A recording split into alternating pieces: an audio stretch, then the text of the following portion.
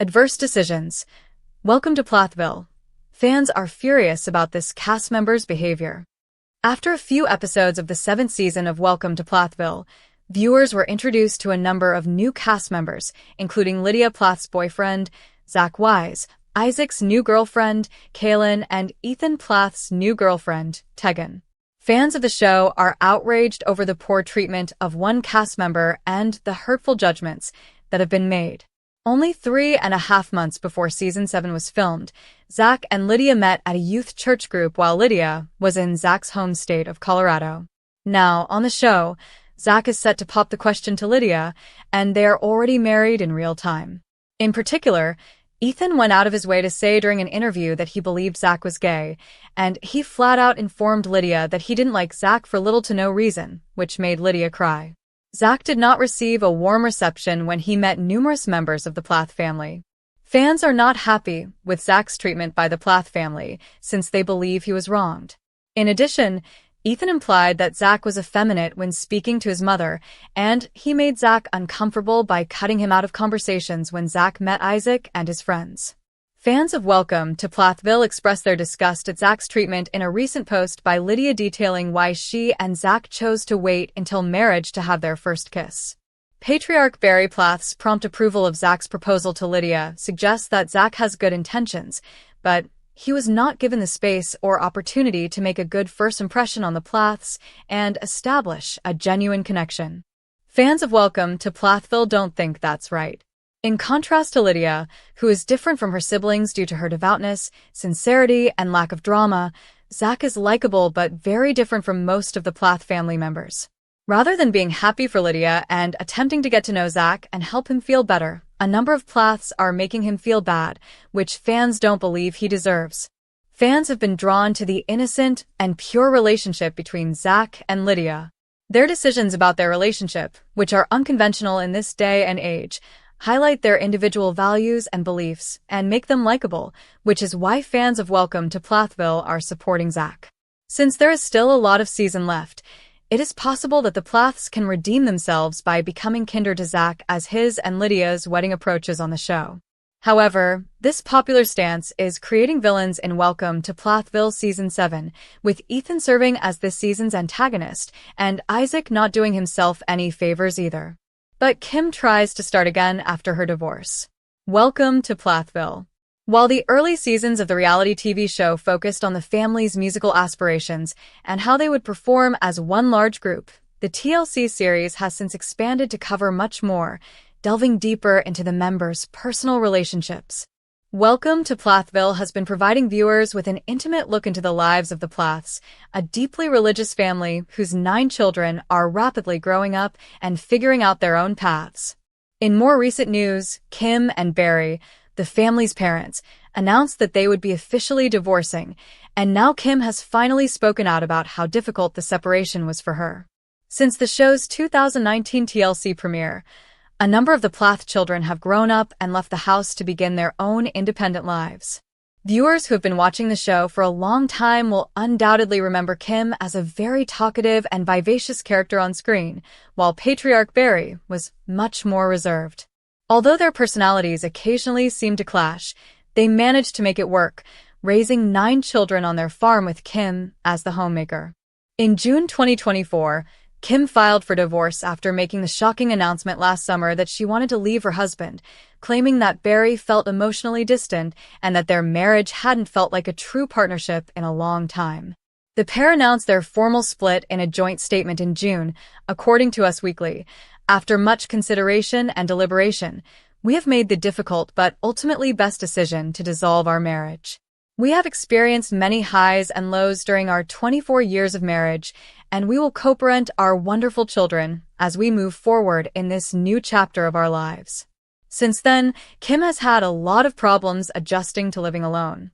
As viewers of the show will remember, she once placed her 3 youngest girls into a houseboat that was cramped and lacking basic facilities, which caused people to question her parenting choices. Kim was even charged with DUI at another point, admitting that she made some bad decisions one night and ended up getting a DUI. At least Kim vowed that this was an isolated incident that she didn't anticipate happening again, but it only made a difficult period in her life even more difficult. It happened just as I was beginning to create my new life, so it was a pretty difficult year for me, she said. And I just made everything really, really difficult, she continued. Regarding her future, she clarified that it was challenging to be out in the world because Barry was the one with more real-world experience. He has a career, and I spent 25 years supporting him in his career because I've been raising kids for 25 years, she said. Barry, for his part, has mostly been left out of the conversation. Even while he still communicates with his kids, viewers will remember that he has become quite involved in his fitness regimen, sometimes working out for hours on end.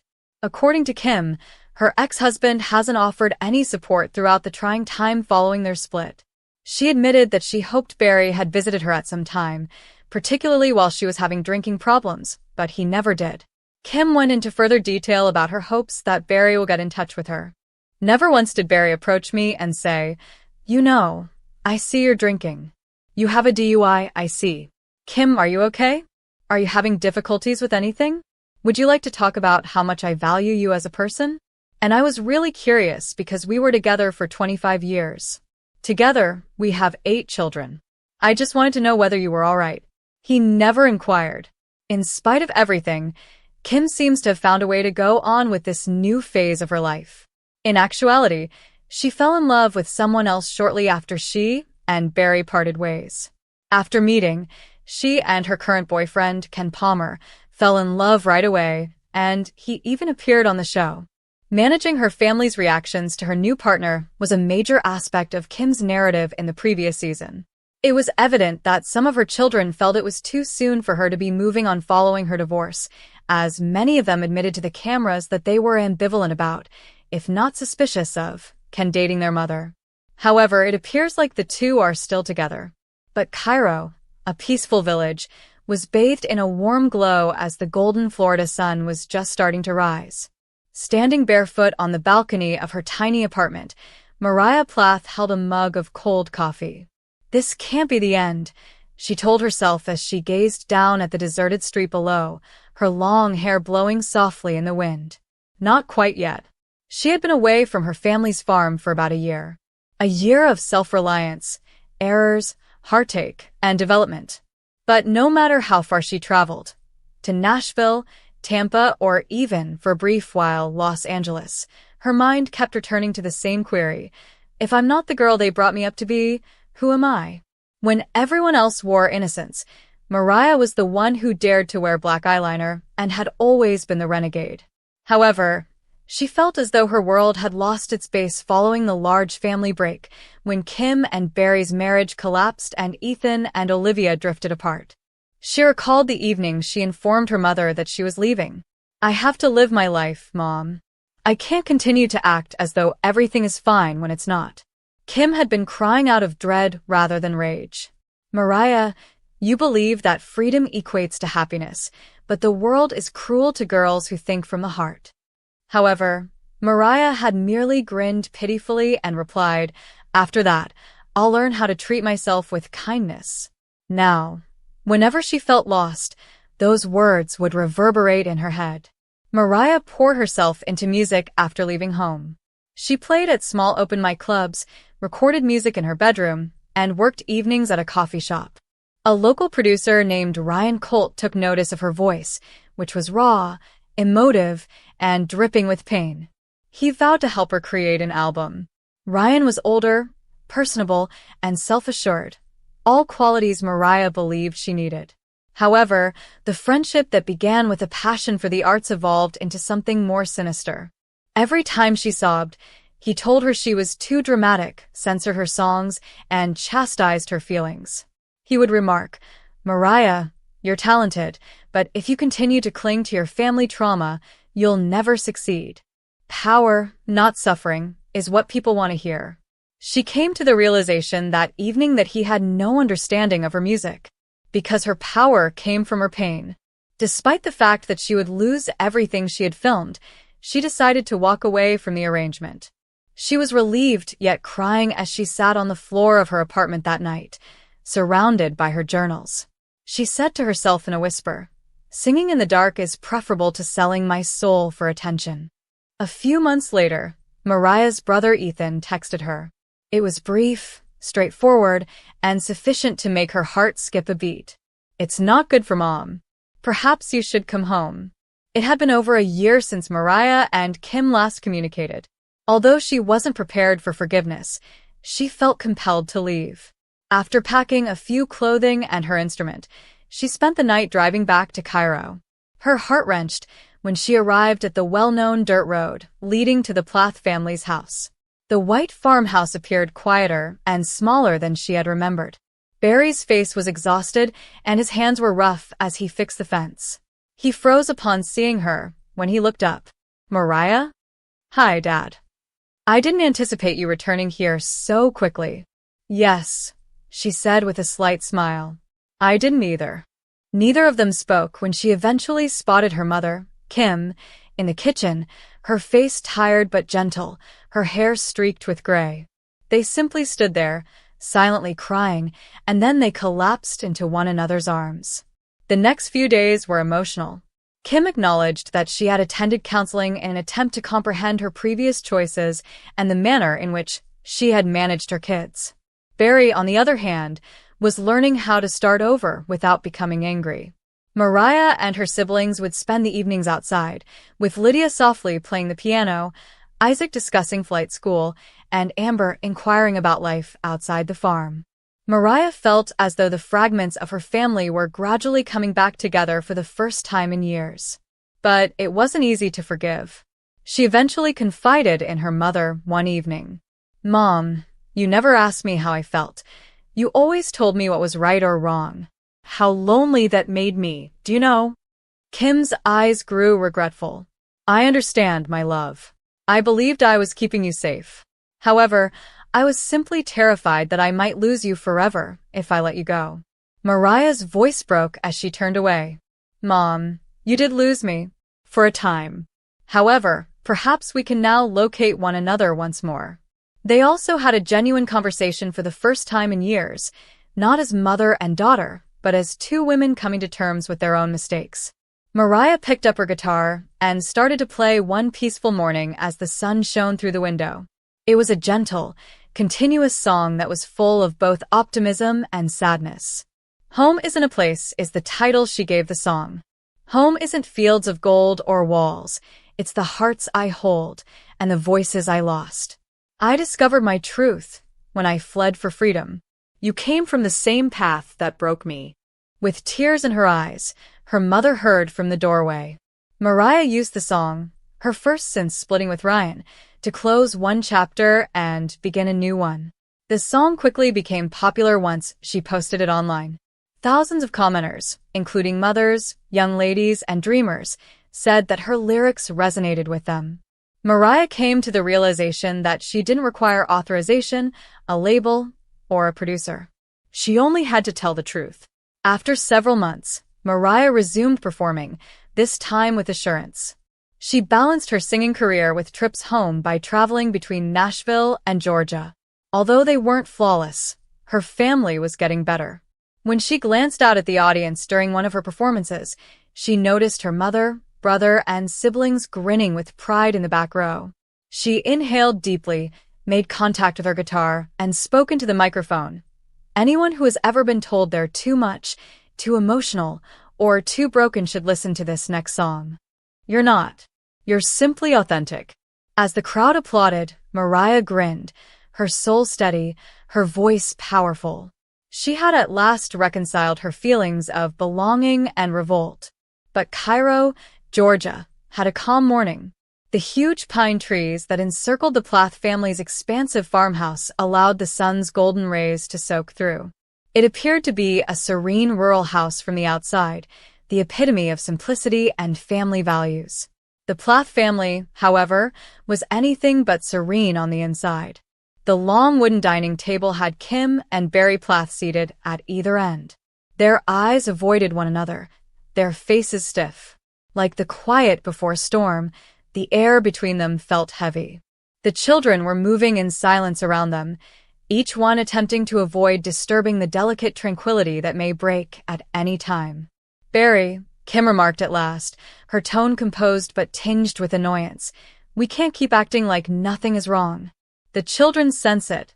I sense it. This family is disintegrating."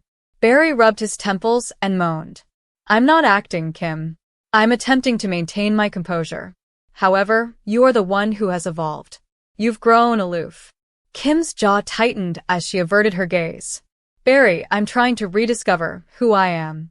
I spent years living my life solely as a wife, mother, and teacher to our children. However, I lost my identity sometime along the line." Lydia, holding her Bible to her chest, listened in silence from the corner of the room. Though she realized that praying alone wouldn't solve the problem, her heart grieved for her parents. She looked to her younger siblings, Amber and Isaac, who were sitting there looking at her with big, anxious eyes. The tension was broken by the sound of a truck engine outside. Micah was back at home. Though he was aware that family visits were never easy, the young model, who now lives part-time in Los Angeles, had returned to see them. Wearing trousers and a white t-shirt, he exuded confidence as he got out of his truck. "Hi, Mom, Dad," he said, feigning warmth. "What's happening?" Kim partially smiled as she stared at him. "Just another family conversation." Micah glanced at each of them. "All right. You always say that when something is going to blow up." Barry let out a quick laugh, but it was brief. The old debates about faith, freedom, and control quickly resumed. Kim felt that in order for the children to comprehend life outside of the rigid confines of their upbringing, they needed to travel the world.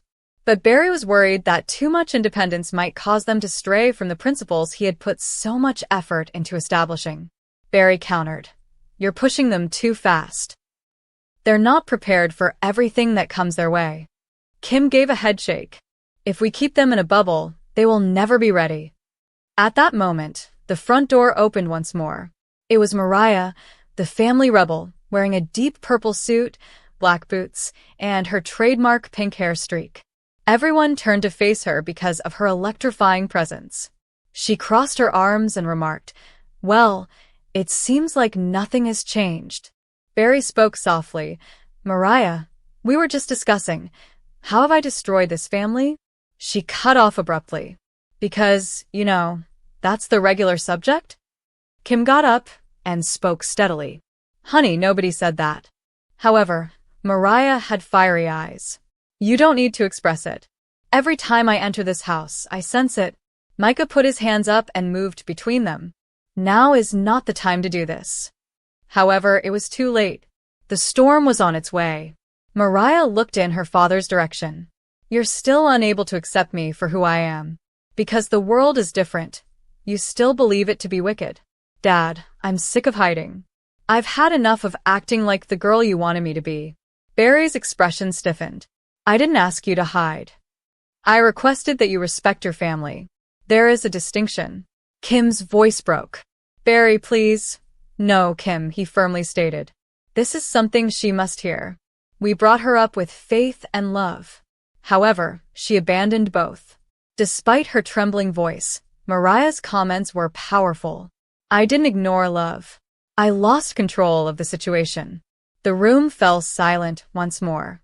Nobody moved for a second. Lydia then said something quietly. Her voice was shaking as she said, "We're all hurting. Perhaps instead of fighting, we should all just listen to one another." Like a thin thread tying everyone together, her words seemed to dangle in midair. Barry's eyes softened as he looked down. Kim let out a long breath, and even Mariah's rage subsided. The family gathered on the porch that evening as the sun sank over the fields. They sat together as a family attempting to mend, rather than as adversaries, for the first time in months. Kim surprised Barry by reaching for his hand. She said, "Barry, I don't know where we're going, but I want us to try." Barry gave a slow nod. "I do, too." "Perhaps there is still hope for us," Mariah said, resting her head on Micah's shoulder. Micah gave a small smile. "Mariah, there's always hope.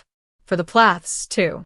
Fireflies swirled around the porch light as the night air got chilly. The place where anger formerly resided was filled with the sound of laughter, tentative at first, then sincere. It wasn't flawless. It wasn't simple. However, the Plath family started to reconnect for the first time in a long time. Because love had the capacity to mend even the most tense families. But Olivia Plath left her apartment with a fresh sense of lightness in her eyes just as the sun had begun to rise over the peaceful streets of Tampa, Florida. She was ready to start over after months of heartbreak, incessant media conjecture, and emotional separation from the Plath family. However, this morning wasn't just any day. It was the first time she and her new lover, Liam Carter, would be spotted in public. Liam wasn't involved in the Plathville mayhem or a famous person. Quiet, calm, and very patient, he was a photographer for Nature publications. A few months prior, they had met at a Savannah photo shoot. Olivia's ability to immerse herself in the little things, like the way light reflected off a river or how a storm could appear both serene and destructive at the same time, was something he respected. Olivia also liked that Liam didn't criticize her because of her history. Instead, he saw Olivia and not Ethan Plath's ex-wife. People looked, muttered, and took pictures as they strolled hand in hand through the local art festival. Olivia had anticipated it. She didn't flinch, though, for the first time. "Ignore them," Liam murmured quietly, leaning in close. "Let them speak. You are worthy of life." She grinned, a sincere smile that extended to her eyes. She answered, "I'm finally beginning to believe that." In the meantime, the Plath family was enjoying a different type of morning in Cairo, Georgia, a few hundred miles away. Kim Plath was enjoying a cup of coffee while browsing through her phone at the kitchen table. Her screen revealed the headline, "The photographer who took her heart, Olivia Plath's new boyfriend makes her debut." Uncertain of what she was feeling, she let out a long breath. For years, Kim had been upset with Olivia, accusing her of taking Ethan away and turning the kids against their values. However, in recent years, Kim's feelings had changed. Since her own breakup with Barry, she had begun to see that life wasn't as simple as she had previously believed. The front door opened as she put down her phone. "Good morning, Kim," a happy voice said. It turned out to be Veronica, a close family friend who had just begun hanging out with Kim. Despite not being a member of the Plath family, Veronica had become close to them through mutual connections and church gatherings. She was everything Kim hadn't let herself be for years: kind, humorous, and accepting. Kim forced a grin as she answered, "Good morning, Veronica." Veronica saw the headline and the phone on the table. "Olivia has a new boyfriend, huh?" she inquired nonchalantly. Kim paused. "Indeed. Apparently so." Veronica grinned. "Isn't that good for her?" Kim gazed out the window, where the trees were illuminated by the fall light. "I suppose," she muttered. "It's just weird to see how much we've all drifted apart." Veronica touched her hand as she reached across.